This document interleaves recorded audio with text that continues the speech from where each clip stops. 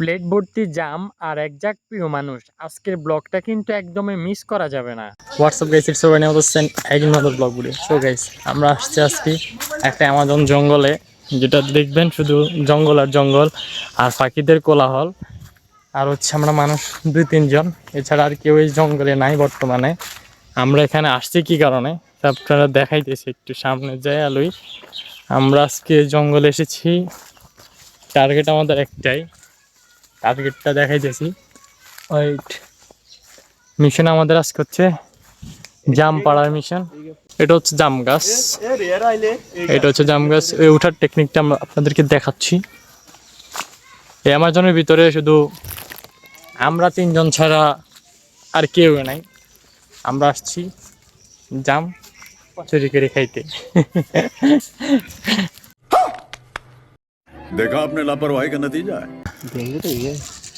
Guys, finally আমরা গাছের উপরে উঠে গেছি, অনেক উপরে। আমাদের হচ্ছে পুষ্করণী হচ্ছে অনেক নিচে, দেখতেছেন। আমরা কিন্তু অনেক উপরে আছি। এখন হচ্ছে জামগুলো পাড়তেছি আর কি। জামগুলো পাড়ার পর আমরা নিচে নামবো। নিচে নামার পর যে রেসিপিটা আজকে আমরা বানাবো, ওইটা দেখার পর সত্যি বলতেছি, ওইটা দেখার পর আপনাদের জিভে পানি চলে আসবে, আমি বলতেছি। আর আপনারা তো এতদিন আমার আমের ভর্তা বানানো দেখেছেন, এবার হচ্ছে তো আপনারা জামের ভর্তা বানানো সেটাও দেখবেন। আর আজকে এটা দেখার পর সবারই কিন্তু জিভে পানি চলে আসবে, আমি বলতেছি কিন্তু আবারও সবারই জিভে পানি চলে আসবে। আর দেখতেছেন জাম, এদিকে 4-5টা গাছ আছে, শুধু 1-2টা না, 4-5টা গাছ আছে। পোলা পাইন আমরা আসার আগে দেখছি পোলা পাইনে প্রচুর জাম পাড়ছে এখান থেকে। তারপরও মনে করেন এখনো পোলা পাইন গাছের আগায় আছে, কেউ এই 2-3টা সাইডে গাছ আছে তো ওইগুলোতে কেউ ফাটতেছে। জাম দেখতেছেন, এভেলেবেল জাম আছে, এভেলেবেল অসংখ্য জাম আছে। কিন্তু দুঃখজনক বিষয় হচ্ছে আমরা গৃহস্থে না বলে কিন্তু গাছের আগে তুটে গেছি। অ্যান্ড গৃহস্থে কি দেয়ামো, নিজেরা খায়ালই। অ্যান্ড গৃহস্থকে না বললে তো গাছ উঠছি, হ্যাঁ নিজেরা খাইলে তারপর দরকার হয় দোয়া করে দিই গৃহস্থে নাকি। অ্যান্ড গাইস, এ হচ্ছে আমাদের জাম, কালো জাম। অনেক কষ্টের পর জামগুলো পায়রে আনছি, অনেক গাছের অনেক উপরে উঠতে হয়েছে। এখন এই জামগুলো নিয়ে হচ্ছে বানামু, মানে ভর্তা বানাবো, জামের ভর্তা আজকে দেখবেন। এতদিন তো আমের ভর্তা দেখেছেন, এখন হচ্ছে জামের ভর্তা দেখবেন। তো আমাদের সঙ্গে থাকুন, একটু পরে বাড়িতে যাওয়ার পর আমরা এগুলো বানাবো। এখন রাস্তায় আছি, বাড়ির দিকে যাইতেছি। আমার সাথে আছে কিন্তু রাহিম অ্যান্ড শাহিদুল আছে। শাহিদুল হচ্ছে কামচোর আছে ইমার মতো, আগে কাজ করতো না, কাজ করা না।